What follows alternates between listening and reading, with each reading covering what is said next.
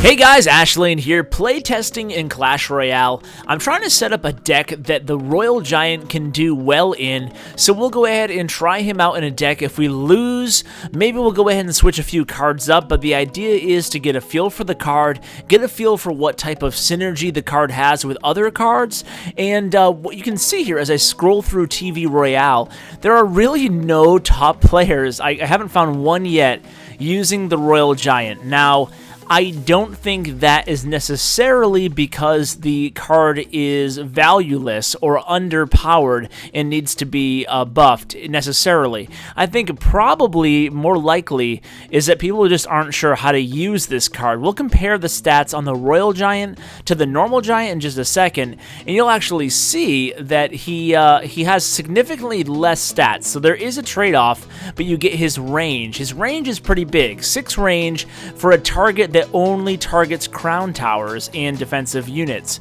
So my gut tells me that there is a use in the game for the Royal Giant. Now compare that with the Giant. Let's take a look at him here. Look at his hit points, 3520, way more hit points than the level 9 at 2544. So it's hard to compare the levels here, but I think level 9 common and level 7 rare is around the same tier.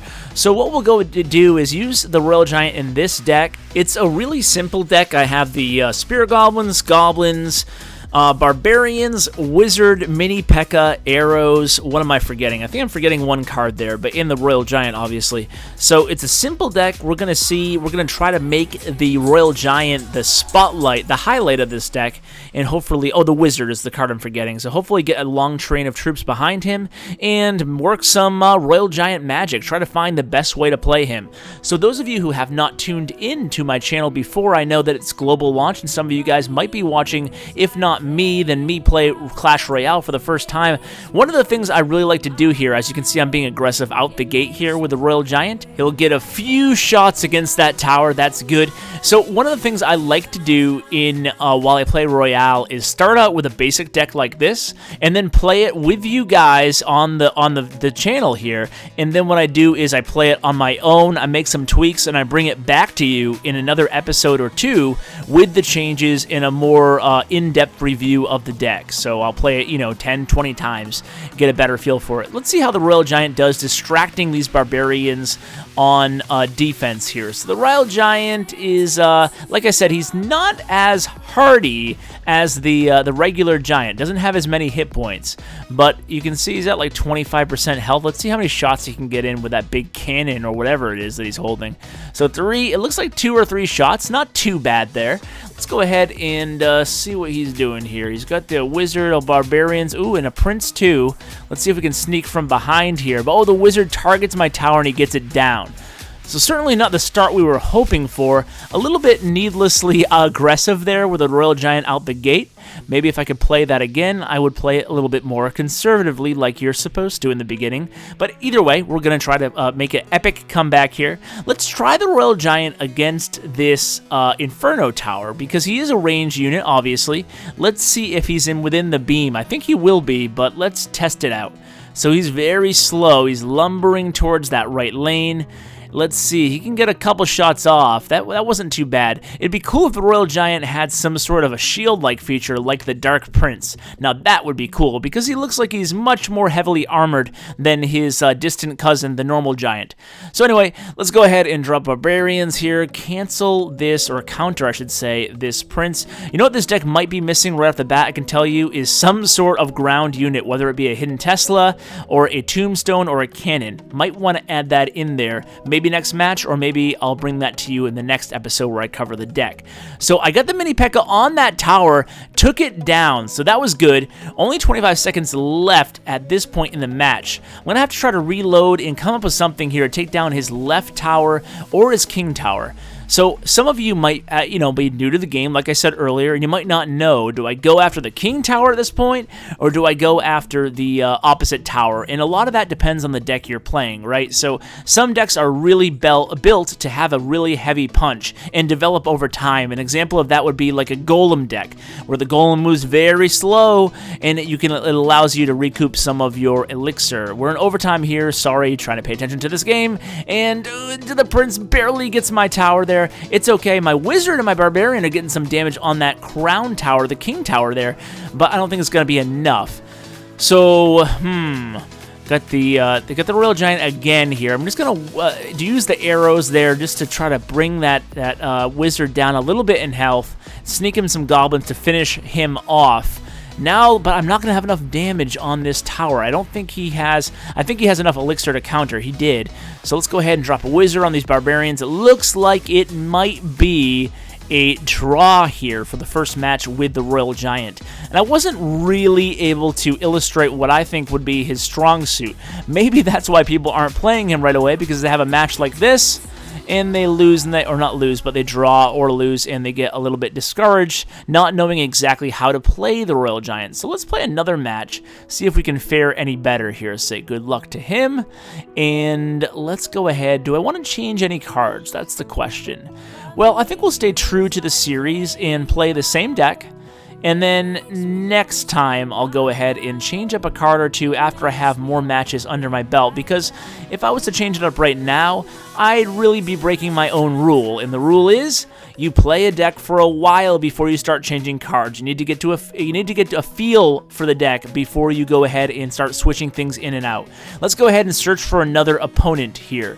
So as we're searching, I'm curious to know what card of the new cards is your guys' favorite so far, especially people who have been playing for a while. So if you've been playing for a while and you have more cards unlocked, let me know. Besides me playing with the developer build, where I played all the cards for a bit, it was only a few days that I had access to that, so I only got that brief opportunity to do so, and even then, for the most part, I was still playing my normal account more than the developer build. But I only have unlocked the Dark Poison, the Dark Prince, the Dark Prince, and the Royal Giant, and the Three Musketeer. I believe that's all I have so far. And that was with $100 worth of super magical chests. So let's go ahead and arrow. Oh, I didn't need to arrow there. Oops. See, that's why I can't talk to you guys and play at the same time. For those of you who don't know, I actually stream every Sunday on Mob Crush. Great streaming application, very user-friendly as well.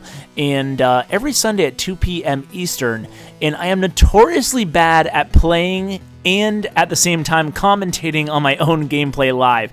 I start to ramble off topic, and then my attention kind of wanes, and next thing you know, I have 2 towers down. But let's go ahead and try to reload here and get in the game, get in the zone. So let's try Royal Giant again.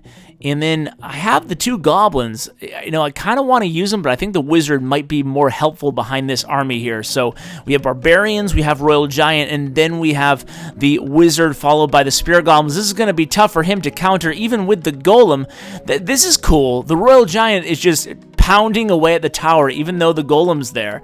And he'd be much more vulnerable if he was a normal giant at that point. Instead, he was far enough away from the tower that he had the protection of some of my range units, and he was just further away of the protection of his tower. That was actually a pretty good illustration of how the Royal Giant can actually be useful there. So let's try to sneak in here on this right tower. Spear goblins at this point, I'm going to go ahead and drop a wizard here, take out these minions, and hopefully turn it into an offensive again. Let's play Royal Giant again. He must be like, wow, this guy's playing a lot of Royal Giant here. He hasn't played anything but Royal Giant. But it's the same scenario as it was in the left lane, but he has arrows up this time, so I guess that's going to be the difference maker. I was a little bit early on my arrows, so let's go ahead and drop... Whoa, he is coming at me hard here with the skeleton army and the minion horde, and I waste. Let's put the wizard down. I should have put the wizard a little bit higher so he would target the all those skeletons rather than the golemites. And he has another golem coming at me. Okay, use the arrows. I'm going to put the mini P.E.K.K.A on. He dropped the minion horde again. Wow, the minion horde and the minion in the same deck, along with the skeleton army, is definitely a lethal combination. Okay, I got to protect my tower here. So the wizard, I'm going to drop my goblins there. I want to distract, and let's, come on, reload here. Okay, wow, I did not expect that. So let's go ahead and sneak in. No, there's no sneaking. You guys know what's coming. He knows what's coming. It's another Royal Giant. I'm going to hope that he just pounds away at this tower. Oh, but he had the tombstone there, which distracted my Royal Giant. And then he arrowed my Royal Giant. Oh, no. Okay, I need to stop this this golem here, and I'm just going to arrow it. Let's get the win here. Boom. All right. Wow. Whew. That was closer than it needed to be, guys. So we got the win there, and we are officially... Oh! Super magical chest. I will take that. When you get a super magical chest, it's almost like somebody handing you over $40 or so. Wow, that was pretty cool. Actually, $33 because I was able to get exactly 3. Just a little bit spare change. And I don't have enough gems to open it, of course. I want to open it for you guys, right? That wouldn't be fair of me to make you wait. Is there anything I can do to get gems besides buy them? No, I don't think so. So let's go ahead and buy some gems, and we'll see if we can land our first legendary card. So let's see. I can buy the 99-cent gems, actually, and go ahead and buy these. And then we will open up the chest, and hopefully I can get my first legendary card. Like I said, I opened 3 before in the first video I had after global launch, and no legendary cards. Let's go ahead and see what we have. 4,600 gold, 30 knights, 108 minions, 111 bombers, 275 minion hordes. Oh my god. 56 3 musketeers, 81 fireballs. That puts me over to level 8. Sweet. 23 dark princes. Wow. Oh, but that's it.